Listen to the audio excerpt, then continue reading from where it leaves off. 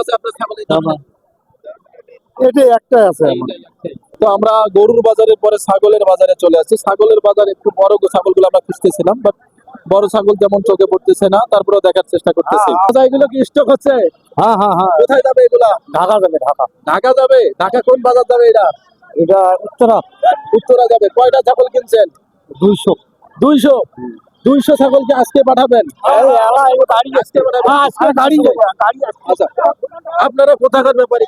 ঢাকা যাবে, সব ঢাকা যাবে। কোথাকার ব্যাপারী? বাড়ি মালদি বাড়ি। আপনারা একসাথে? ঢাকা ঢাকা। ঢাকা। আচ্ছা, এখানে ঢাকা থেকে অনেক ব্যাপারী আছে তারা এখানে।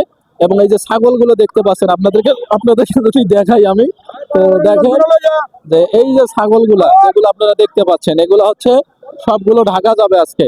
ঢাকার উদ্দেশ্যে এই ছাগলগুলো রওনা দিবে।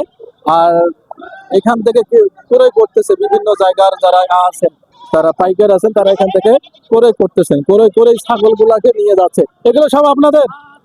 কত ছাগল? ও সরি, কতগুলো ছাগল আছে তারপরেও? যাই হোক, এখানে আচ্ছা চাচা, এই যে ছাগলগুলো যেখানে কিনতেছেন, হ্যাঁ এগুলো সব এই বাজারে কিনলেন? হ্যাঁ, এই উলিপুরে বাজার কিনি। উলিপুরে বাজারে কিনলেন। আপনাদের কতজন পাইকারি এগুলো কিনলেন? সব একটা মহাগণ, নাম হলো বেলাম। তারপরে কত লাখ টাকার কিনলো ছাগল? এখানে আজকে না হলে 16 লাখ টাকার মাল কিনবো। 16 লাখ টাকার মাল কিনছে। এখানে কতগুলো আছে একটু যদি দেখাই, কতগুলো আছে? এটা মনে হয় 200 না 250 ছাগল আছে।